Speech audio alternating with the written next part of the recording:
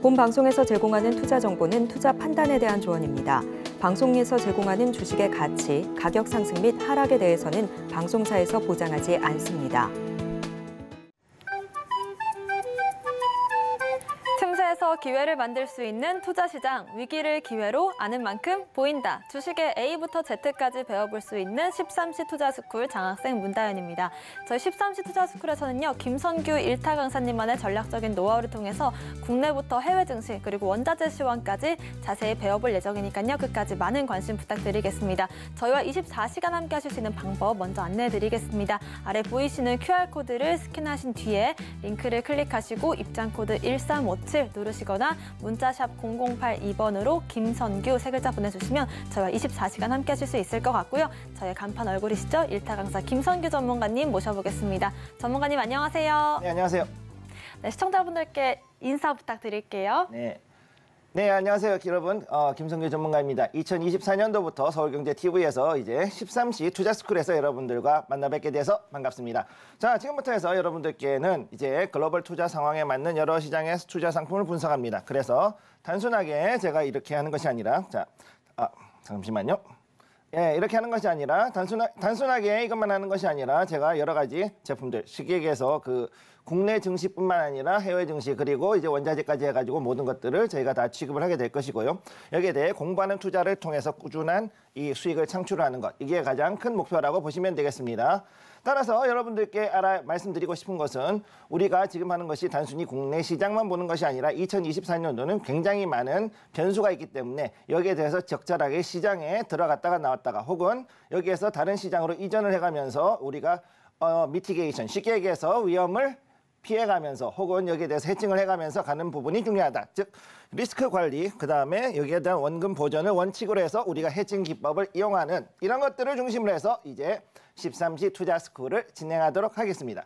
따라서 여기를 하기 위해서 가장 중요한 것은 무엇이냐면 역시 무엇보다도 기본적 분석, 특히 기업 가치 분석을 통해 가지고 소액으로 중기를 투자하는, 그래서 대규모의 자금을 가지고 하는 것보다는 일단은 소액으로 해서 중기 투자, 즉 보통 이야기하는 스윙이라든가 이런 스몰캡 투자를 하는 것들을 위주로 해가지고 여러분들과 한번 진행을 해보도록 하겠습니다.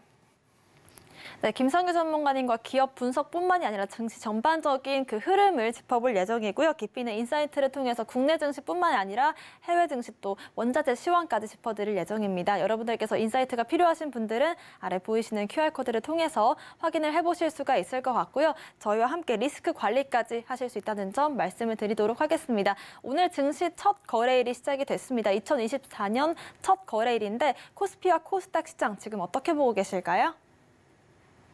네, 지금 일단 우선 봐야 될 거는 우선 잠시만요. 자, 네. 지금부터 봐야 될 거는 우선은 코스피와 코스닥 시장 보셔야 되는데 오전장부터 먼저 보셔야 될 것 같아요. 자, 오전장 같은 경우 지금 현재 가장 큰 이슈가 뭐였느냐 하면은 지금 잠시만요. 네, 일단은 코스피 시장 같은 경우에는 외국인과 기관들의 차익 실현 매물이 나와주면서 일정 부분 눌림을 주는 것이 아니냐라는 그런 우려감이 나오고 있는 상황이고요. 코스닥 시장은 양호한 흐름으로 이어가고는 있지만은 지금 증시 첫 거래일인 만큼 앞으로의 흐름이 중요할 것 같습니다. 전문가님 지금 시황은 어떻게 보고 계실까요?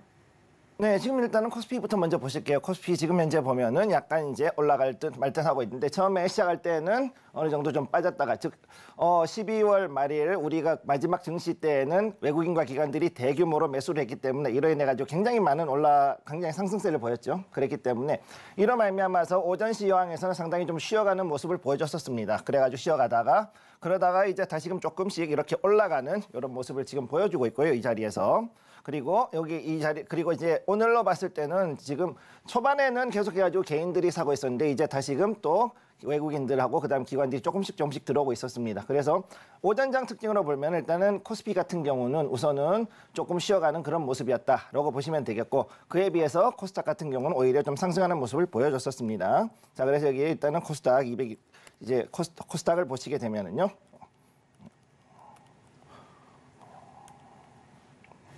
네, 일단은 코스피 시장 같은 경우에는 어느 정도는 전고점까지 다 온 상황이기 때문에 언제든지 차익 실현 매물이 나올 수 있다는 점 참고를 해보시면 좋을 것 같지만은 코스닥 시장은 아직까지 상승 여력이 있어 보이거든요. 개인적으로는요. 코스닥 시장은 어떻게 보고 계실까요? 일단 코스닥 보시게 되면은 여기 자리와 같습니다. 지금 이 자리는 오늘부터 해가지고 계속 올라갔었고 특히 그 개인하고 외국인들의 움직임이 상당히 활발했었기 때문에 계속해서 이렇게 올라가는 모습 보여주고 있고요. 특히 이제 제약 쪽으로 해가지고서도 그렇고 그다음에 셀트리온 관련해서 여전히 조금 이제 좀 이슈가 있어서 거기 관련돼 있는 다른 종목들 셀트리온 헬스케어라든가 이런 쪽들도 좀 움직이는 모습들을 볼 수 있었고 그래서 전체적인 코스닥하고 움직임을 보면은 일단은 쉬어가는 코스피 그리고 이제 올라가는 코스닥 이제 다시 상승하는 코스닥 이렇게 해서 보시면은 되겠습니다. 네.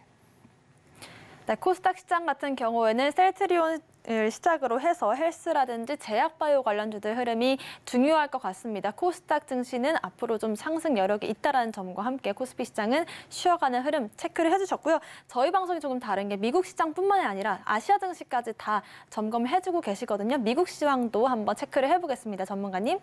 자, 미국 시장 일단 한번 보겠습니다. 자, 여기서 다우존스부터 먼저 한번 보시죠. 자, 다우존스를 보시게 되면은 지금 현재 이 자리는 계속해서 올라가고 있어요. 이 자리는 이제 일단 이렇게 해서 지금 쭉 올라가고 있는데 현재 쉬어가는 자리에 와 있었습니다. 여기 이 자리에서 쉬어가고 있었는데 그렇지만은 아직까지 올라갈 것이냐 아니냐라고 봤을 때는 미국 증시는 사실은 봤을 때는 올라가기에는 너무 많이 올라가 있다. 지금 더 올라가기에는 좀 너무 높이 왔다라고 보고 있습니다.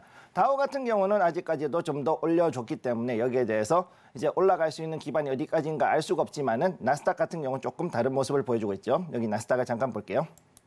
자, 나스닥 같은 경우는 지금 현재 이 자리에서 봤을 때 좀 더 많이 올라갈 수 있는 그런 여지를 보여주고 있습니다. 자, 요거를 일단은 조금 이따 다시 좀 이따가 다시 2교시 이후에 한 번 더 말씀을 드리겠지만 현재 이 자리는 이제 여기까지 왔죠. 이 자리에서 딱 걸려 있어요. 이 자리. 여기에서 걸려 있는데 여기서 과연 더 올라갈 수 있느냐 했을 때는 다우가 그만큼 더 추력을 만들어줬기 때문에 위에 있는 이 자리까지, 즉 이 자리까지, 즉 여기 최고가까지는 충분히 올라갈 수 있는 이 자리까지 와 있다. 이렇게 보시면 되겠고요. 그렇기 때문에 여기에서는 주로 어떤 것이 채워주느냐, 바로 AI 칩이라든가 다른 종목들이 우선은 채워줄 수 있다라고 보고 있고 S&P 500 같은 경우를 그럼 이제 다시 보게 되면은 잠시만요. 자, S&P 500을 잠깐 보게 되면. 여기는 다시 또 이제 여기 또 좀 다른 모습 보여주고 있습니다. 자, S&P 500은 역시 여기도 지금 최고점 와 있죠. 여기에 최고점, 여기 지금 최고점 이렇게 와 있어요. 그럼 이렇게 와 있을 때 이 자리를 넘어가는 방법은 무엇이냐 하면 결국은 다우존스에서 어떻게 올라갈 것인가 그리고 이제 필라델피아 반도체 지수가 과연 얼마나 채워줄 수 있을까가 가장 중요한 핵심인데 이 부분도 역시 이번에는 좀 더 올라갈 수 있다. 즉 1월 중에는 어느 정도 더 올라갈 수 있는 약간 더 올라갈 수 있는 이런 여지가 있다라고 보시면 되겠습니다. 네, 이렇게 국내 장중에 미국 시황을 바로 체크를 해주시는 그런 모습까지 확인을 해볼 수가 있었고요. 미국 증시 같은 경우도 이렇게 차트상으로 보니까 정말 12월 한 달 동안 빠르게 올라왔다라는 느낌이 드는 것 같습니다. 오르기에는 정말 많이 달려왔다라는 말씀 남겨주셨고 저희가 또 특이한 점이 중국 증시까지도 살펴볼 거거든요. 전문가님 한번 살펴주시죠. 일단은 그러면은 심천 증시부터 볼게요. 심천. 자, 상해하고 심천을 보는데 상해를 먼저 보겠습니다. 상해 보시게 되면은 지금 현재 바닥을 잡았거든요. 그래서 중국 증시의 특징은 뭐냐? 바로 이게 바닥일까 지하실일까? 지금 현재 상해 AB, 심천 AB 전부 다 지금 바닥을 이렇게 잡고 있는 모습. 이 자리에서 이렇게 지금 잡고 있는 이 자리 와 있죠? 이 자리에 잡고 있는 모습을 지금 보여주고 있어요. 이게 여기만 한 것이 아니라 사실상 모든 자리가 이 자리에 지금 걸려 있고 여기 강력한 지지를 지금 이제 이렇게 받고 있고 여기서 이제 어떻게든 버티고 과연 올라갈 것인가 아닌가 이거를 지금 지켜볼 필요가 있는데 여기서 우리가 지켜봐야 될 거는 다른 게 아니라 바로 텐센트나 그다음에 알리바바 같은 일단 그런 우선에 여기에 관련된 IT 관련주 첫 번째, 그다음 두 번째가 비아디라든가 다른 샤오펑 같은 전기차 이 두 가지가 과연 여기서 이 자리를 과연 이렇게 반등을 끌어낼 수 있을 것인가 이게 가장 큰 문제, 그게 가지고 주제라고 보시면 되겠고요. 그다음에 여기 말고 션전은 사실 조금 작은 종목들이죠. 자, 션전 같은 경우는 조금 작은 종목들인데 잠시만요. 요걸 좀 보면은요. 심천 A 지수라 그러죠. 자, 심천 A 지수. 자, 션전 그럽니다. 심천 A 지수를 보면은 여기도 역시 지금 마찬가지 바닥을 지금 잡고 여기서 이렇게 지금 가고 있는 모습 볼 수가 있어요. 그래서 여기서 지금 이렇게 올라가기 위해서는 여기서는 이제 조금 더 다른 여기는 우리나라 코스닥 같은 종목들이 모였기 때문에 여기에서 이제 관련되어 있는 소형 중심주 특히 이제 배터리 관련해 가지고서 비아디라든가 이런 데하고 연결되어 있는 종목들이 많기 때문에 여기도 역시 우리나라하고 상당히 유사한 그런 움직임을 보이고 있다. 이렇게 보시면 되겠습니다. 자, 미국 증시나 국내 증시와는 다르게 중국 증시는 정말 바닥 구간에서 지금 움직임이 나오고 있는 모습이고 이게 과연 바닥일지 아니면 추가적인 하락이 있을지도 체크를 해보시면서 텐센트라든지 알리바바 또 샤오펑 같은 주요 굵직한 종목들 흐름까지도 저희가 체크를 해드리겠습니다. 전문가님, 근데 사실 저희가 이런 증시 방송에서 중국 차트를 정확히 본 게 처음인 것 같아요. 중국 증시까지 살펴봐야 되는 이유 한번 짚어주실까요? 이거는 사실은 지금은 얘기할 수가 없는 거고요. 왜냐하면 요거는 좀 이따 2교시에 이제 무엇이든 물어보게. 거기에서 얘기할 거기 때문에 여기서 얘기하시면 좀 곤란합니다. 네. 이따가 분명히 그 부분에 대해서는 정말로 정확하게 그리고 재밌는 얘기를 해드릴 테니까 요거를 가지고 기대해 주시고 끝까지 지켜봐 주시기 바랍니다. 네, 우리가 중국 증시를 꼭 봐야만 하는 그 이유를 잠시 뒤 2부에서 짚어주신다고 하니까요. 그때까지 채널 고정해주시면 좋을 것 같습니다. 국내 증시로 다시금 돌아와서요. 국내 증시에서 어떤 테마를 한번 살펴보면 좋을지 오늘의 투자 테마도 바로 짚어주시죠. 네, 지금 오늘 특히 중요한 특징이 뭐냐면은 장 초반에 특히 오전장에서는 과열된 정치 테마들이 상당히 많이 떴었어요. 특히 한동훈 관련주라든가 이런 것들이 많이 떴었고, 그다음에 또 지금 현재 참 불행한 소식입니다만 현재 이재명 대표가 갑자기 또 그 불의의 습격을 받은 이런 일들도 있었기 때문에 조금 이런 부분에 대해서는 참 안타까운 마음을 표하고 있습니다.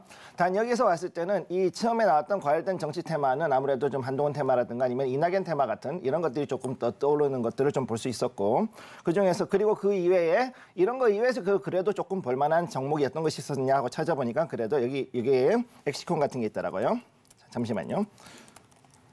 자, 엑시콘 같은 경우 지금 현재 좀 여기에 좀 볼만하다고 보고 있는데 처음에 장 초반에 상한가를 만들었다가 지금 떨어졌었습니다. 여기에 자 이게 보면은 CXL 쉽게 얘기하죠. 컴퓨팅 익스프레스 라인이라 부르는 D램의 새로운 규격이 나왔다는 거죠. 자, 여기 같은 경우 자 이만큼 뛰어가지고 처음에 여기에서 이제 상한가를 만들었다가 지금 떨어져서 22.5% 여전히 강세를 보이고 있는데 여기에 나오는 엑시콘 같은 경우에 이제 CXL 즉 컴퓨팅 익스프레스 라인이라고 부르는 D램의 새로운 규격이 있습니다. 이 규격이 지금 나와 있기 때문에 여기에 맞춰가지고 이 엑시콘 장비 관련주죠. 이 장비가 장초 상한가를 보였던 게 있고 그다음 두 번째로 보시게 되는 게 이제 역시 소룩스입니다. 자. 소룩스 계속해가지고서 많이 올라가서 상당히 좀 위험한 종목이기 때문에 저는 권해드리진 않습니다. 자, 소룩스 같은 경우 지금 계속해가지고서는 4일 4거래를 연속해가지고 자 보시면 상한가를 계속 올라간 걸 볼 수가 있죠. 상한가. 자, 사상으로 지금 올라갔어요. 요즘 특징이 뭐냐면은 보통 일반적으로 3상한가 만들면은 여기에 대해 가지고서는 한 번 정도는 떨어지는 시점이 나왔던 데 비해서 올라가면은 과열되면 작게는 5일 혹은 길게는 7일까지도 연속 상한가가 나오는 게 요즘 그 특징이 되겠습니다. 그래서 이 무상증자하고 그 다음에 지금 이제 아리바이오의 그 인수권 때문에 상당히 강한 이런 움직임을 보이고 있는 게 현재 소룩스의 모습이다. 이렇게 보시면 되고 그 다음에 지금 또 봤을 때는 그 의료 정밀이라든가 제약주 관련해서도 지금 오늘 초반에서는 상당히 좀 강하게 움직이는 모습을 보였었는데 여기 보면 이제 역시 그 셀트리온이 역시 여기에 대해서도 강세를 보였던 걸 볼 수가 있습니다. 여기서도 보면은 이 셀트리온 같은 경우도 지금 여기서 이제 이렇게 해가지고 상당히 많이 올라가 있고요. 자, 지금 더욱더 많이 움직였죠. 장 초반에는 5% 정도인데 지금 현재 15% 가까이 지금 강하게 지금 올라가는 이런 모습 지금 보여주고 있고 이에 따라서 앞으로 올해는 지금 제약바이오가 굉장히 많이 올라갈 수 있다. 지금 이렇게 보고 있고 지금 추세도 봤을 때도 굉장히 지금 강하게 밀어올리는 모습을 보고 있다. 즉 셀트리온이 움직이고 있다는 것은 대장주이기 때문에 앞으로 우리나라에서도 다른 관련된 제약주라든가 바이오 종목들이 상당히 올라갈 수 있다라는 것을 볼 수가 있겠습니다. 그리고 그 이외에도 지금 보시게 되면은 저는 개인적으로는 HMM하고 하림을 좀 봐야 될 것 같은데 두 개가 상당히 상반되는 움직임을 보이고 있습니다. 잠깐 좀 볼게요. 자, 여기에 대해서 보시게 되면은 HMM입니다.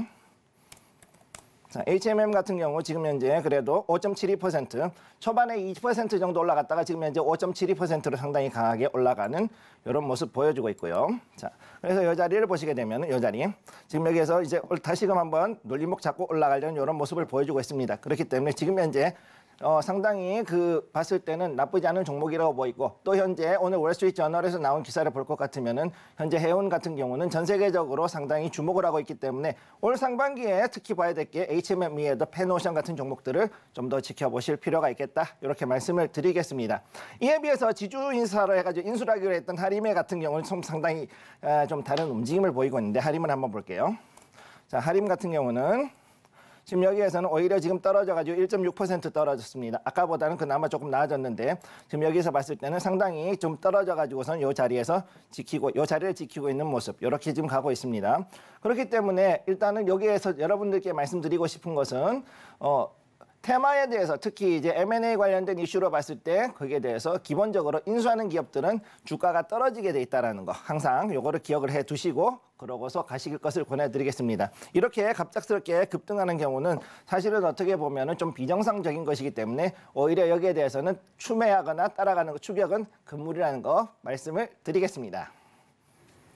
네, 오늘 오전 속보로 인해서 정치 테마주들 움직임이 좀 선별적으로 나와주고 있는 모습이 확인되고 있고요. 계속해서 시장에 관심을 받고 있는 반도체주들 그리고 제약바이오주들과 의료 정밀 관련주들 흐름까지도 짚어주셨고 조선 업종이라든지 개별적인 이슈가 있는 종목들까지 저희가 전반적으로 오늘 강세 테마들 흐름을 분석해드렸습니다. 시장에 관심을 받고 있는 테마들 분석이 필요하신 분들은요. 아래 보이시는 QR코드를 기본 카메라로 스캔을 하신 뒤에 링크를 클릭하시면 되고요. 입장코드 1357 걸려 있습니다. 이 방법이 조금 복잡하신 분들은요. 문자샵 0082번으로 김선규 3글자 보내주시면 저희와 함께 시그널 종목들 확인해 보실 수가 있을 것 같습니다. 오늘의 주요 이슈들 한번 화면으로 정리해 보겠습니다.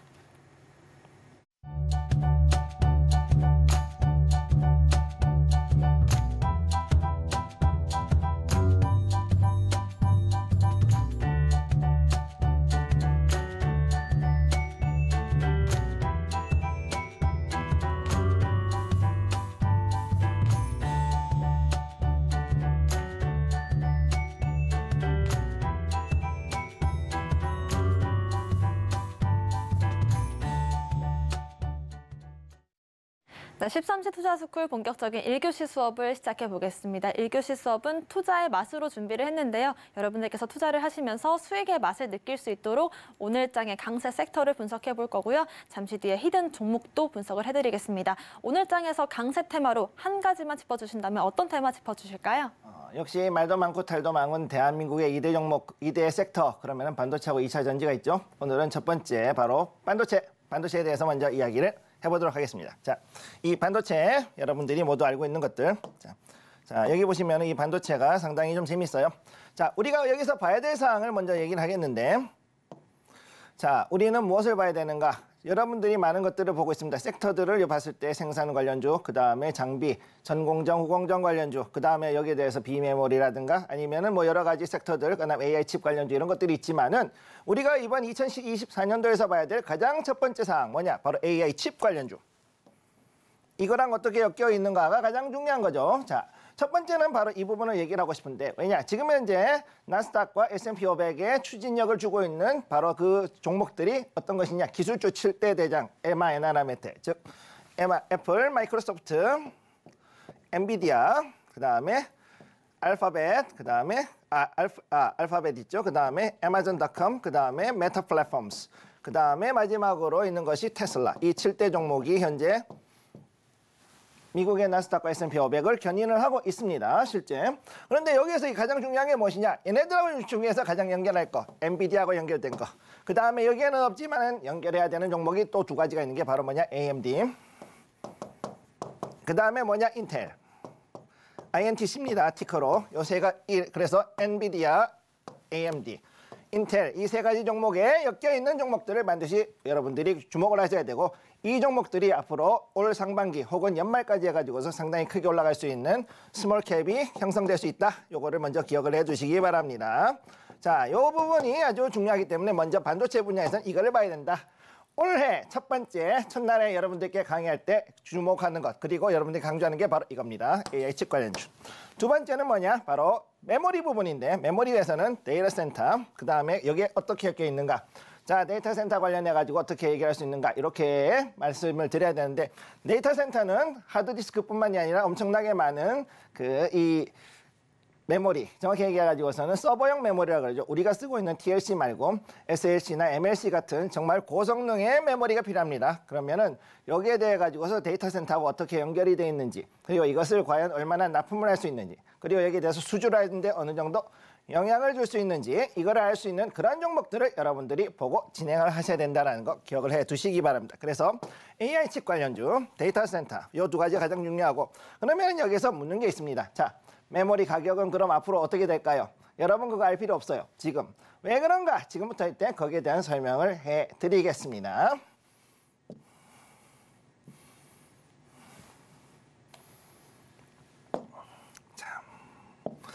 이게 무엇일까요? 자, 이게 대만 상품거래소에 있는 겁니다. 대만 상품거래소에 있는 그 메모리 관련되어 있는 모든 상품 거래 가격인데, 자 보면은 나눠놨어요. 전부 다 낸드 플래시 메모리고 4기가 SLC, 8기가 SLC, 16기가, 64기가, 128기가 이런 식으로 쭉쭉쭉쭉 나와 있습니다. 자, 그런데 뭔가 좀 다르죠. SLC가 있고 MLC가 있고 TLC가 있어요.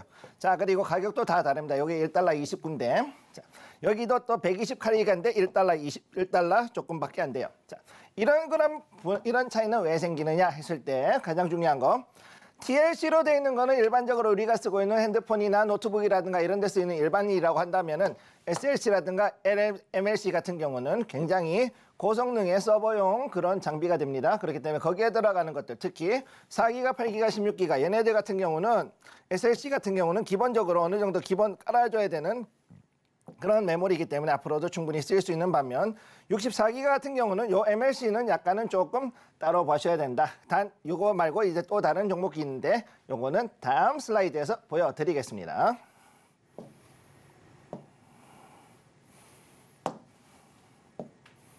자, 여기 보시면 256기가 낸드하고 128기가 낸드가 있어요. 얘네들도 지금 현재 둘 다 이거는 MLC입니다. 자, 여기서 봤을 때 이 가격이 봤을 때는 이게 11달러 41센트 그 다음에 여기 6달러 35센트 정도의 가격이 지금 나와 있기 때문에 이걸로 봤을 때는 당분간 자 움직임들 여기서 보시면 이 전체적인 움직임들 이 바닥에 와 있죠. 전부 다. 네. 그리고 256기가 낸드 같은 경우는 정말로 수요가 없다 보니까 이렇게 바닥에 와 있고 생산된 양이 너무나 많다 보니까 여기에 대해서 이 지금까지 쌓여있는 재고 소진이 앞으로 큰 문제가 되고 이걸 해결하려면 어떻게 해야 되느냐. 결국은 데이터 센터 증설 이외에는 답이 없고 그 다음에 이거 아니면은 AI 칩에 넣는 거 이외에는 방법이 없는 겁니다. 그렇기 때문에 지금 현재로 봤을 때는 데이터는 가격이 문제가 아니라 어떻게 하면은 수급, 쉽게 얘기해가지고서는 어떻게 우리가 매출을 이루고 거기에 대해 가지고서는 수주를 했느냐가 더 중요한 이슈가 될 것이다. 이거를 먼저 보셔야 된다는 거 기억을 해 두시기 바라고요. 자, 그래서 여기 보면은 아까 봤던 것들 중요한 것들 그래서 우리가 낸드 플래시 중에서도 중요한 것들 이 용어들을 알아야 되는 게 SLC, MLC 얘네들 같은 경우는 이제 바로 지금까지 해가지고 서버용 해가지고서는 내구도가 좋고 가격이 비싼 녀석들 이것들이 바로 SLC. MLC 같은 경우는 서버용인데 내구도가 중간이고 가격도 중간이었던 이런 종목들. 그래서 지금까지 봤을 때는 MLC가 앞으로는 좀 더 매출이 높아질 수 있다. 왜냐 가격 대비해서 그래도 어느 정도 괜찮은 가성비의 데이터 센터를 만들려 그러면 MLC를 많이 도입을 해야 되니까 MLC를 볼 것이다. 이렇게 보고 있고요. 그다음에 TLC 같은 경우는 일반용인데 사실은 이제 고밀도의 저내구도 그다음에 저비용 가격이 쌉니다. 그렇기 때문에 우리가 쓰고 있는 일반적인 컴퓨터나 아니면은 이런 그 핸드폰 그다음에 태블릿 이런 데다가 많이 쓰이는 것들이 TLC.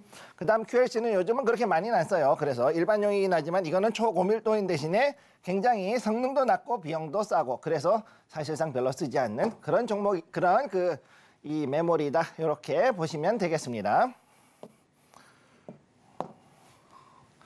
자, 그래서 여기서 봤을 때는 그럼 어떻게 되냐? AI 칩은 이미 상승세가 고점이 왔다. 지금 가장 큰 문제가 뭐냐 이거거든요.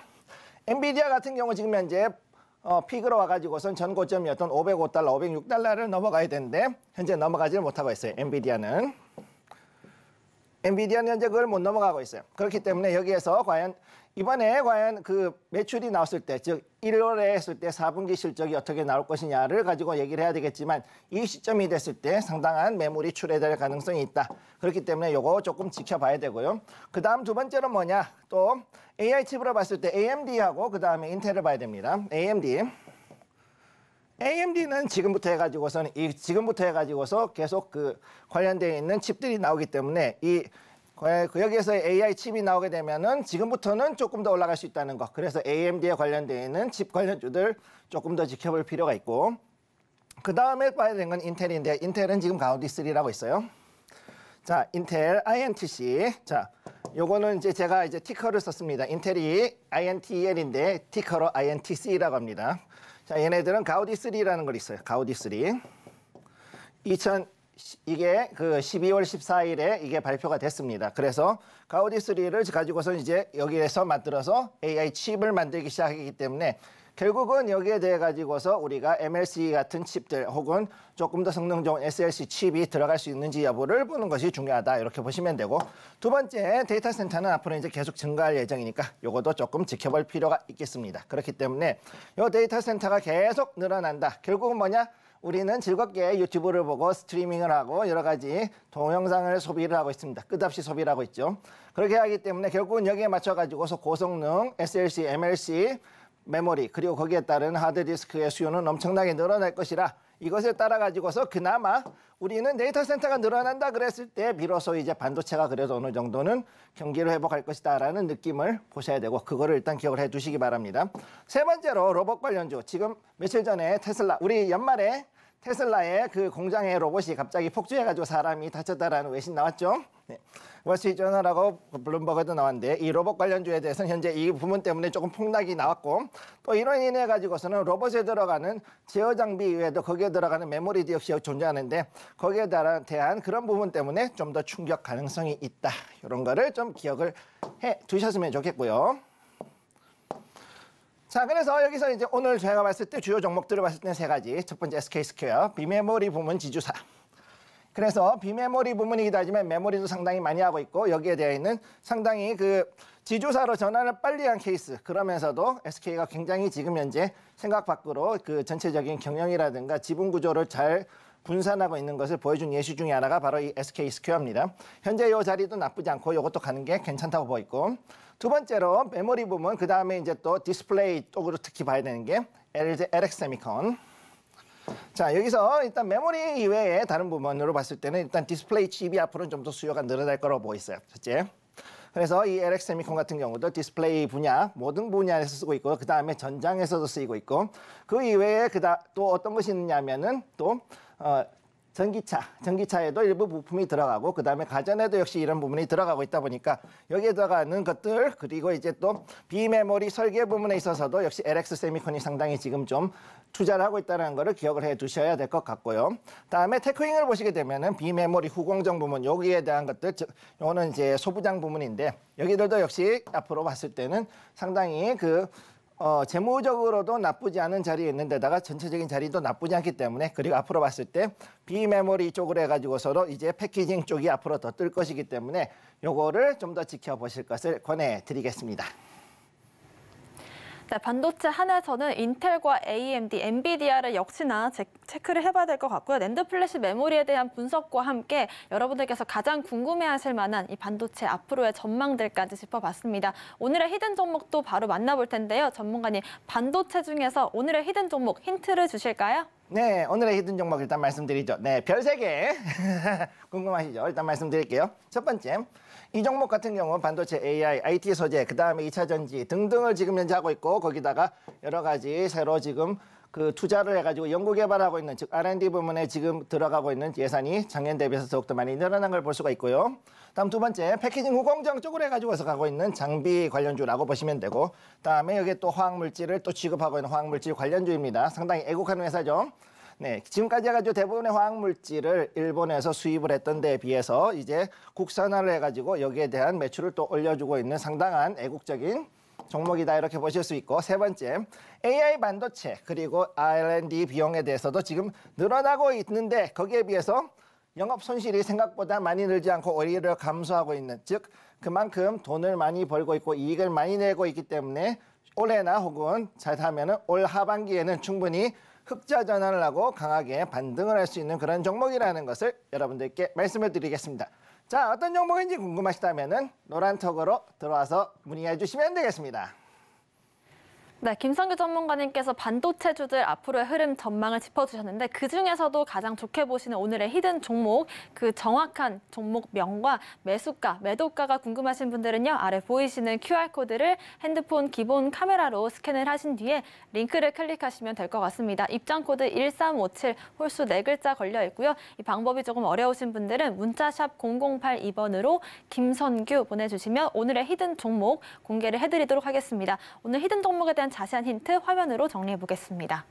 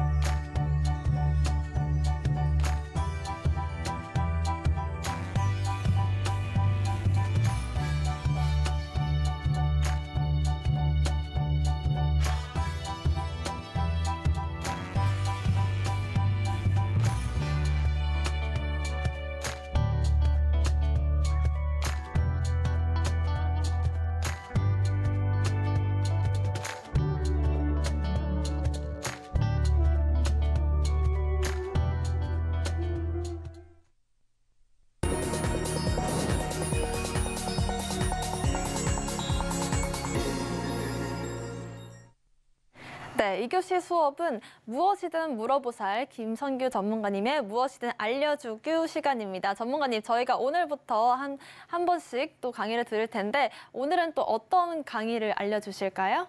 오늘은 일단은 여러분들이 알아야 하는 기본적인 내용들을 중심으로 먼저 얘기를 해보도록 하겠습니다. 자, 일단은 중요한 게 여러분들은 이 우리나라 국내 증시가 과연 어떤 식으로 움직이는가, 과연 무엇이 외부적인 영향이 움직이는가에 대해서 가장 먼저 알아야 전체적인 흐름을 알 수가 있기 때문에 이런 부분에 대해서 먼저 이야기를 하도록 할게요. 자, 저기 문다연 앵커님 하나 여쭤보고 싶은 게 있는데 보셨을 때 네. 우리가 미국 증시하고 중국 증시하고 어느 쪽 영향을 더 많이 받는 것 같아요? 무조건 미국 증시의 영향이 더 클 것 같은데요? 지금까지는 그래 왔는데 네. 최근 2020년도 들어오면서부터 이게 이제 반반 정도로 이제 왔다가 지금 조금 다시 또 바뀌려는 그런 모습을 지금 보이고 있거든요. 네. 그러니까 여기에 움직이는 것들을 보려면 일단은 지금부터 여러분들께 간단한 이야기들을 진행해 드리도록 하겠습니다. 네. 자, 일단 그럼 보시도록 할게요. 첫 번째. 네. 자, 지금 여기서 아까 말씀드렸듯이 가장 중요한 건 미국 주식 그리고 중국 주식 시장의 움직임이다. 자, 이렇게 나왔죠. 자, 대한민국 증시가 왜 도대체 미국과 중국 움직임에 중요하게 걸려 있느냐, 이게 가장 여러분들은 궁금해하실 수도 있고 또 여기에 대해서 좀 불만이신 분들도 있을 수 있는데 이건 어쩔 수가 없습니다. 왜? 가장 큰 이유는 대한민국은 자급자족이 되지 않는 나라입니다. 네. 자급자족이 불가능해요. 우리 당군 할아버지도 참 무심하시지 어떻게 이런 데다가 우리나라를 세우셨는지. 자, 보면은 기름도 안 나죠. 히토류도 없죠. 식량도 쌀 말고는 잘 나는 게 없죠. 뭡니까 이게? 되는 게 없다니까요. 이런 상황에서 우리나라가 할 수 있는 건 뭐냐? 결국은 외부에서 물건을 사와서, 즉 원자재로 수입을 한 다음에 가공을 해서 이거를 판매해서 그래서 뭔가를 수익을 내고 이를 통해서 우리가 생활을 영위하는 그런 가공무역이라고 그러죠. 가공무역 경제라는 겁니다. 네. 가공무역 경제이기 때문에 여기에서 이제 우리가 주목을 해야 되는 거는 무엇을 가공하느냐가 중요한 거죠. 지금까지 했을 때 우리는 어떻게 했느냐? 중후장대형, 쉽게 얘기해서 그야말로 플랜트, 건설, 그다음에 선박, 자동차 이런 것들을 해가지고서는 또 만들고 수출을 해오고 이렇게 해서 우리나라가 상당히 영위를 해왔는데 이게 1990년대 이후에 바뀌면서 경소단박으로 바뀝니다. 무엇으로 바뀌느냐? 바로 반도체를 이용해서 반도체, 그다음에 돈을 엄청나게 들였고 욕을 먹었지만 지금 현재 잘 되고 있는 2차 전지, 그다음에 어떻게 되느냐? 또 IT, 우리끼리 놀고 있었지만 그럼에도 불구하고 지금 현재 요즘 많이 올라가고 있는 이 IT, 그리고 또 무엇이냐? 엔터. 이제 콘텐츠 이쪽으로 해가지고서는 상당히 이제 지금까지는 뭔가를 생산하는 거에서 우리가 창의력을 가지고서 만드는 콘텐츠 산업 쪽으로 넘어가고 있다. 이렇게 보는 거죠. 그런데 여기에 대한 소비에 대한 게 가장 큰 문제는 뭐냐? 우리나라는 지금 하는 게 생각보다 그렇게 시장이 크지가 않다. 그렇기 때문에 어떻게 되느냐? 결국은 해외에다가 판매를 해야 되는 거고, 그래서 가장 큰 시장이 어디냐? 미국과 중국 이 두 개의 시장을 갈 수밖에 없는 거다. 이렇게 보시는 거죠. 그래서 지금 여기로 봤을 때 이 두 개의 나라에서 원하는 것은 확연히 다른데, 첫 번째 미국은 AI 2차 전지 태양광, 2차 전지 태양광 이쪽에 대한 움직임이 상당히 중요하다. 왜? IRA 법안에 대해 가지고서 이제 마지막으로 바이든 대통령이 정책을 밀어붙이고 이제 대선을 준비를 해야 되기 때문에 앞으로 여기에 대한 움직임들이 상당히 강하게 움직일 수 있다라는 걸 봐야 되는 거죠. 그렇기 때문에 아까 말씀드렸듯이 반도체가 여기에서 끼어들 수밖에 없고, 2차 전지로는 자동차, 특히 현대 기아차가 여기에 들어갈 수밖에 없고, 거기에 돼 있는 것들 또 다른 이 2차 전지 종목들이 같이 가게 되는 겁니다. 그 다음으로 세 번째는 태양광인데, 현재 그 해상 풍력을 제대로 하지 못하고 있는, 혹은 거기에서는 이미 조금 상당히 문제가 생겨서 이제 거기에서 하자 보수를 하고 들어가야 되는 미국의 입장에서는 또 다른 걸로는 일단 태양광을 좀 더 밀 수밖에 없는 상황이라 이 태양광이 조금 더 올라갈 수 있다. 따라서 우리나라도 하나솔루션부터 해가지고 OCI라든가 뭐 여러 가지 회사들이 이제 쭉쭉 올라가야 되는 상황이 온 거죠. 자, 그런 것들을 좀 볼 수가 있는 거고. 자, 그러면 여기에 대해서 또 다른 종목들. 그러면 중국은 우리한테 뭐를 원하느냐? 중국도 똑같아요. 2차 전지 두 개가 겹치네. 두 개가 겹치네. 이거 아주 웃기는 겁니다. 자, 그러다 보니까 이것 때문에 지금 현재 차세대 에너지로서 보는 것들이 이 2차 전지, 특히 전기차와의 그 관련된 상황 때문에 미국과 전쟁이 싸움하고 있고, 그 다음 여기에서 나오지 않지만 히토류. 자, 히토류가 또 AI, 즉 반도체하고의 전쟁하고 엮여 있다. 즉 이 AI하고 2차 전지 두 개는 사실은 이제 미국과 중국이 패권을 놓고 각축을 벌이는 분야이기 때문에 우리는 지금 중간에 끼어 있는 상황이다. 그래서 이 주가가 그만큼 들쭉날쭉하는 것들이 바로 이런 부분에 있다는 것도 기억을 해 두셔야 됩니다. 자, 그 다음에 어떻게 있느냐? 또 풍력. 여러분들은 잘 모르겠지만 전체 풍력 발전 부품 중에 80% 이상은 중국에서 만들어집니다. 네. 그렇기 때문에 이 중국에서 만들어지는 이 풍력 부품, 따라서 우리나라도 이제 CS 윈드부터 해가지고 CS 베어링, 그 다음에 효성중공업, 그 다음 효성, 그리고 코롱 윈더, 코롱 글로벌 이런 종목들의 움직임들을 좀 더 잘 지켜봐야 될 필요가 있는 거고요. 그래서 앞으로 봤을 때 상반기는 석유, 태양광, 제약바이오, 그리고 잠깐 반짝은 날 수 있겠지만은 상당히 가는데 조금 주의를 해야 되는 게 바로 이 AI. 이게 지금 이게 또 이 앞으로 1월부터 해가지고서는 2월 사이, 최소한 이때까지는 우리가 지켜봐야 할 종목이다. 이렇게 보시면 되겠습니다. 자, 그러면 다음으로 넘어갈게요. 자, 여기에 보시면은 이제 여러분들께 보여드리는 이 종목. 자, 종목이라기보다는 지수죠. 자, 이게 미국 지수입니다. 자, 보이시죠? 자, 한번 보셨을 때 어떤 느낌이 드세요? 문앵커님. 굉장히 그 모든 차트가 유사한 흐름으로 흘러가고 있는 것 같습니다. 아무래도 전고점까지 다 왔기 때문에 비슷한 흐름일 것 같은데 굉장히 전고점에 왔기 때문에 좀 차익 실현이 나올까 싶기도 하고요. 네, 그렇죠. 그래서 오늘 제가 아까 말씀드렸던 미국 증시의 한마디가 뭐였느냐? 이게 더 올라갈 수 있을까? 다우는 지금 올라갔어요. 전고점을 넘어갔어요. 지금 여기 보면 전고점 넘어갔고, 나스닥은 여기서 요만큼 해가지고 아직 올라갈 근력이 있기 때문에 여기에서 좀 더 올라갈 포션이 요만큼 있다. 따라서 어디까지 올라가냐? 16,000선까지는 충분히 올라갈 수 있는 이런 그 가닥이 있다라는 거죠. 자, 그럼 S&P 500은 어떻게 되느냐? 지금 전고점이네? 어머나? 전고점이에요. 지금 여기 봤을 때 다우는 넘어갔는데 나스닥은 안 넘었어. 딱 중간에 해가지고서 평균 쳐보니까 S&P 500은 이렇게 해가지고서는 전고점입니다. 과연 S&P 500이 넘어갈 수 있느냐 없느냐는 여기서 되게 잘 봐야 되는 거고, 따라서 지금부터 5일 5거래일, 즉 이번 주에 있을 그 거래가 미국 증시에서는 S&P 500을 굉장히 주목해서 봐야 된다는 거 여러분 기억해 두시기 바랍니다. 자, 이걸 보고서는 그 다음에 여러분들이 국내 주식에 들어갈 돈을 잘 체크하고 들어가셔야 돼요. 자, 그러면은 필라델피아 반도체 지수는 어떻냐? 자, 여기 보면은 얘도 지금 돌파했어요. 지금 반도체 지수도 지금 돌파를 했어요. 그렇기 때문에 지금 생각보다 많은 자금이 이 반도체하고 그 다음 AI하고 여기에 있는 7대 종목들, 7대 기술주에 굉장히 많이 몰려있다는 걸 알 수가 있고, 따라서 얘네들이 과연 여기에서 좀 더 끌고 갈 것인지 아니면 여기서 떨어질 것인지를 지켜볼 필요가 있다라는 거를 말씀해 드리고 싶습니다. 자, 그러면 이거 말고 또 다른 거, 그럼 중국 증시. 중국 증시는 어떨 것인가 한번 봐야 될 필요가 있겠죠. 한번 보여드릴게요. 잠시만요. 자, 여기 보시면은 이제 이게 상해 지수입니다. 자, 상해 AB, 션전 AB 이렇게 돼 있죠. 자, 샹하이 A 같은 경우 이게 이제 그 중국이죠. 중국의 대표적인 그 우리의 코스피 같은 그런 종목이라고 보시면 되고, 자, 그래서 이 안에 있는 것들을 지금 보면은 다 이렇게 해가지고 바닥을 이렇게 잡고 있습니다. 여기 마찬가지. 그래서 여기에서 과연 이게 이게 바닥일까 지하실일까 아까 그렇게 말씀드렸던 이유가 뭐냐? 바로 이 부분인 거예요. 여기. 자, 여기서 그럼 바닥을 잡고 과연 올라갈 수 있을까? 올라가기에는 지금 부동산이 발목을 잡고 있는데 과연 이것이 가능할 것인가? 자, 이게 특히 아주 중요한 이슈라고 보시면 되고, 자, 그럼 여기 대비해서 우리의 코스닥에 해당하는 션전 A하고 션전 B 같은 경우는 어떻게 됐냐? 얘네들도 지금 여기에서 이렇게 내려왔는데, 내려왔다가 지금 이제 그나마 조금 올라갈까 말까 하고, 근데 여기도 횡보, 여기도 지금 횡보. 자, 이런 자리. 자, 그러면은 여기서 이제 비록 마지막 해에는 좀 올라왔지만은, 그럼에도 불구하고 오늘 과연 이 자리에서 올라갈 수 있을 것인가? 자, 오늘이 중요한 게 아니죠. 1월 달의 반등이에요. 1월 달 반등. 자, 1월의 반등이 있을까? 이거예요. 이거 지금. 자, 이게 올라갔을 때 그러면은 이제 여기에 관련해서 우리가 또다시 메모리라든가 2차 전지에 대한 수요를 어느 정도는 중국에다가 넘겨줄 수 있는 부분이 있는데, 현재 LFP 때문에 만일 고생한다라고 생각하는 분들도 있을 수 있어요. 2차 전지 부분은. 그런데 그렇게 생각하지 않으셔도 됩니다. 실컷 좋건 지금 얘네들 같은 경우는 어찌됐든 2차 전지를 가지고서는 어떻게든 이제 하는 게 중국 내에서 하는 게 아니라 이제는 미국 공장에서 하는 거예요. 미국 공장이 필요해. 왜? 얘네들 이거 없으면은, 얘네들 미국 공장이 없으면 못 팔아먹죠. 지금 IRA가 걸려 있으니까 중국은. 그런 상황에서 우리나라가 정말로 절실하고, 근데 우리나라는 또 여기에 대해서 뭐라 그러느냐? 이거 IRA인데 지금 바이든이 또 지금 잔뜩 해가지고서는 또 걸었네? 그러니까 이걸 넘어가는 게 쉽지가 않다. 자, 그러면 이제 여기서 내수 부분에서 과연 해가지고 중국이 넘어가서 올라갈 수 있는 부분이 뭐가 있을까? 했을 때는 결국은 전기차의 판매.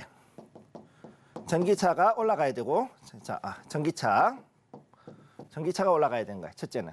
무조건 전기차가 올라가야 되는 거고, 그 다음에 뭐가 올라가야 되냐면은, 그 다음에는 뭐가 올라가야 되냐? 다른 게 아니라, 자, 여기에 대해서 온라인 관련돼 있는 것들, 텐센트라든가 아니면은 징동닷컴이라든가 알리바바, 이런 것들이 대부분 올라가야 되는 그런 상황에 와 있다. 이렇게 보시면 되겠습니다. 자, 여기까지 말씀드리고요. 네. 자, 그래서 지금 여기 보시게 되면은 2023년 12월 현재 우리나라 증시를 보겠습니다. 여기에 보면은 2023년 12월에 외국인과 기관이 대거 들어왔다. 자, 이거 되게 중요한 이슈죠. 자, 네. 자, 여기서 지금 들어가 있는 거. 자, 여기 보면은 이 외국인과 기관이 엄청나게 들어왔다. 여러분들 다 아실 겁니다. 특히나 우리 마지막 날 같은 경우는 거의 뭐 한 1조 한 4천억 원 이상 대규모로 들어온 걸 볼 수가 있죠. 특히 기관들이 많이 들어왔어요. 자, 기관이 많이 들어왔다는 게 무슨 뜻이냐? 앞으로도 이제 지금에서 단기적으로는 기관발 랠리가 충분히 있을 수 있다는 거. 그리고 그 와중에 서서히 이제 개인들이 서서히 물량을 내놓고 있다는 얘기고, 개인의 물량을 서서히 이제 기관이 받아서 외국인한테 넘겨주는 이 시점이었다. 이렇게 지금 보시면 되는 거죠. 그래서 지금 현재 우리가 코스피 2600이 넘었다 그래가지고 이것을 좋아할 것이 아니라고 보는 가장 큰 이유가 뭐냐면은, 여기에서 우리는 무엇을 기다려야 되느냐? 딴 게 아니라 1월에 있는 우리의 실적 발표가 있는 거죠. 우리나라 실적 발표. 자, 지금까지 해가지고 좀 더 땡길 수 있을 때 이 짧은 기간 동안에는 충분히 더 랠리를 가지고 올라갈 수 있는 요소가 있지만, 그럼에도 불구하고 이게 넘어가지고 2800선까지 과연 갈 것이냐? 우리가 보통 여기서 이제 올라갈 때는 여기서 2600에서 2800선까지 올라간다라고 보고 있는데, 이게 2800까지 올라간다라고 봤을 때는 좋지만은 그렇지 않은 경우라면은 오히려 여기서 조금 더 조정을 바꿔서 횡보를 할 수 있는 그런 가능성이 있다라는 거죠. 따라서 여기에 요것들을 주의를 하시면은 기관의 대규모 매수가 여러분들이 어느 정도는 급하게 올리는 그런 요소가 되기 때문에 개인 투자자들 입장에서는 충분히 거기에 대해서 추격 매수라든가 아니면은 여기다가 좀 더 비중을 늘리는 이런 일을 할 수 있다고 보지만, 그거보다는 현재 1월 실적을 조금 더 지켜보고, 실적 발표가 그 시즌에서 과연 물량 투척이 될 것인가 아닌가, 이런 걸 지켜볼 필요가 있겠습니다. 특히 조심해야 될 거는 뭐냐면은 여기에서 2차 전지는 특히 더 조심할 필요가 있겠다. 2차 전지에 대한 것들은 현재 제가 봤을 때는 아무리 지금 회복이 된다 그래도 여전히 악재가 완전 소멸한 것은 아니기 때문에 좀 더 주의할 필요가 있겠다. 이렇게 말씀을 드리겠습니다.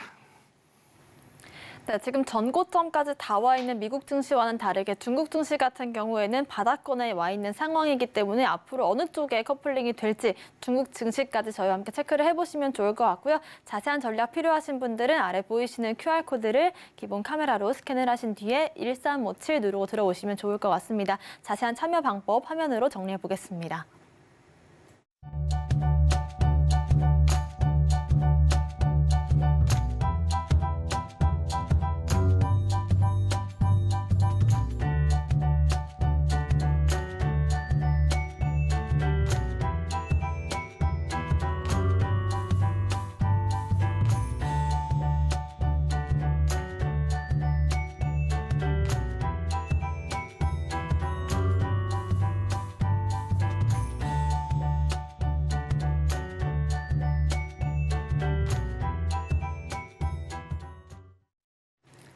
네, 김성규 전문가님과 오후장 대응 전략도 세워보겠습니다. 전문가님, 오후장 그래도 들어서는 양시장 모두 빨간불로 좀 거래가 되고 있거든요. 자세한 전략 세워주시죠. 네, 그럼 일단 먼저 우선 코스피부터 먼저 보실게요. 자, 코스피 보시게 되면 지금 현재 이 자리에서 올라가고 있는 모습 보여주고 있고요. 이렇게 해가지고 갔을 때는 지금 다시금 해가지고서는 외국인과 기관이 강하게 해가지고서는 계속 몰량을 다시금 사들이는, 즉 매수가 지금 진행이 될 것이라고 보고 있고, 역시 코스닥 역시 마찬가지 움직임을 볼 것으로 보고 있습니다. 지금 이 자리 역시 마찬가지 코스닥도 역시 이렇게 아주 움직이는 것들을 보고 있거든요. 그렇기 때문에 여기에서 우리가 움직이는 거는 저는 일단은 지금 1일이고 첫째 1일 첫 거래장에서 그래도 어느 정도는 이렇게 해가지고 개인 투자자들의 희망을 심어주기 위해서 그동안 많은 분들이 그동안 손실을 받고 있던 반도체하고 그다음에 2차 전지는 여전히 꾸준하게 아무래도 다음 주까지는 충분히 땡겨 올려줄 것이라고 저는 보고 있고요. 그러고 난 다음에 과연 어떻게 움직일 것인가는 조금 더 지켜볼 필요가 있겠다. 그 시점에서부터 이제 다시 움직이는 방향을 정해야 된다라고 일단 그렇게 말씀드리겠습니다. 그 이후에 지금 지켜봐야 될 거는 일단 아까 말씀드렸던 대로 석유하고 에너지, 그다음 풍력주 이쪽을 지켜봐야 되고 2차 전지에 대해서는 절대로 부안해동하시면 안 되고요. 그리고 특히 지금 같은 때에는 특별히 움직일 것이 없고 대체적으로 상당히 급등을 하거나 아니면 고점에 있는 종목들이 많기 때문에 여기에 대해서 테마주들이 이제 움직이기 때문에 동전주라고 부르죠. 이런 시총이 작은 동전주들에 함부로 들어가거나 하는 것은 조금 더 위험하다라는 것들 일단 말씀을 드리겠습니다. 마지막으로 말씀드리고 싶은 것은 지금 일단 우리가 2024년에 들어왔고요. 지금부터는 생각보다는 지금은 좋은 것 같은데라고 하실지 모르지만은 이게 우리가 그 T익스프레스 아시죠? 처음에는 조용히 올라갑니다. 올라갔다가 갑자기 이제 내리꽂는 그 순간까지는 우리가 몰라요. 내리꽂는 그 순간이 됐을 때 비로소 이게 급락이구나라고 생각하는데 그때는 내릴 수가 없다는 걸 기억을 해두십시오. 그렇기 때문에 여기에서 들어갈 때는 비중을 줄여가지고 소액을 가지고서 살살 들어갔다가 나오고 들어갔다 나오는 이런 전략을 가지고서 가야 되지, 여기에서 이게 고점인데 그래도 더 올라갈 거야라는 믿음을 가지고 가는 것은 사실은 조금 어려운 부분이 있다. 이렇게 말씀을 드리고 싶습니다. 네, 좋습니다. 반도체와 2차 전지주들은 좀 길게 흐름을 갖고 봐야 될 것 같은데요. 반도체 주들 역시나 저는 개인적으로 좀 올랐다라고 느껴지기도 하는데요. 전문가님, 앞으로 추가적인 상승을 점쳐볼 수 있는 강력한 이유 한 가지로 또 정리를 해주실까요? 일단 가장 중요한 거는 우선은 제가 아까 말씀드렸듯이 AI 칩이죠. AI 메모리 칩, 거기에 대한 것들에 대한 메모리에 대한 수요가 있고 그다음에 비메모리 분야의 패키징에 대한 부분이 있는데 이 패키징이 생각보다 지금 많이 포화 상태예요. 지금 시장에서. 그렇기 때문에 이 포화 상태가 되어 있는 패키징을 과연 어떤 식으로 해결할 것이냐가 특히 관건이고, 특히나 우리나라 같은 경우는 다른 데 비해서 비메모리 패키징이 상당히 약하거든요. 기본적으로 우리는 메모리를 많이 만들다 보니까 그쪽이 좀 약한 부분이 있는데 거기에 대해서 조금 더 지켜보고 그다음에 오히려 이제 이쪽으로 인해서 지금 비메모리 부분에 대해서 지금 테마가 작년에 4분기부터 형성이 돼서 쭉 올라간 걸 볼 수가 있잖아요. 그러니까 그런 부분에 대한 것들은 이제 지금부터 과연 이게 올해 상반기까지 갈 것이냐 아니면 여기서 조금 더 내려갈 수도 있느냐, 이거를 잘 지켜보고 그러고서 이것을 투자를 하실 것을 권해드리겠습니다. 네, 지금 시점에서 테마주라든지 동전주 같은 경우는 주의가 필요한 시점이고 반도체주들은 긴 흐름에서 지켜보자라는 말씀과 함께 강세를 점쳐볼 수 있는 이유도 명확하게 남겨주셨습니다. 오늘의 히든 종목도 반도체주들 중에서 김성규 전문가님 가장 유망하게 보시는 종목이었거든요. 히든 종목에 대한 자세한 전략 필요하신 분들도 아래 보이시는 QR코드를 기본 카메라로 스캔을 하신 뒤에 입장코드 1357 누르시면 확인해 보실 수가 있을 것 같습니다. 오늘의 핵심 내용 화면으로 정리해 보겠습니다. 13시 투자스쿨 오늘의 핵심 정리입니다. 과열된 정치 테마주들이 기승을 부리고 있습니다. 그 와중에도 반도체주들 강세 흐름 이어가고 있는데요. 오늘의 한 줄 시황평으로 들어봤습니다. 국내 주식에서 이제는 미국과 중국, 그중에서도 중국 쪽으로 움직임이 더 연결되고 있습니다. 커플링이 어느 쪽으로 이루어질지는 저희와 함께 매일 체크를 해보시면 좋을 것 같고요. 오늘의 히든 종목으로는 역시나 반도체주들 중에서 나왔습니다. 패키징 후공정과 화학 물질 관련주인데 어떤 전략을 가지고 공략을 해보면 좋을지 자세한 전략은 노란톡방 통해서 짚어보도록 하겠습니다. 저희가 방송 중에 드리는 정보는 전문가님의 조언일 뿐입니다. 참고만 하시길 바라겠고요. 서울경제TV와 서울경제신문을 사칭한 피해가 늘고 있다고 합니다. 새해에도 각별한 주의 부탁드리겠습니다. 오늘 저희가 준비한 소식은 여기까지입니다. 시청자 여러분 고맙습니다.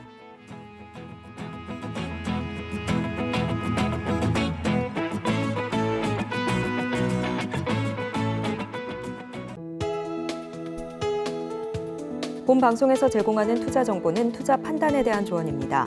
방송에서 제공하는 주식의 가치, 가격 상승 및 하락에 대해서는 방송사에서 보장하지 않습니다.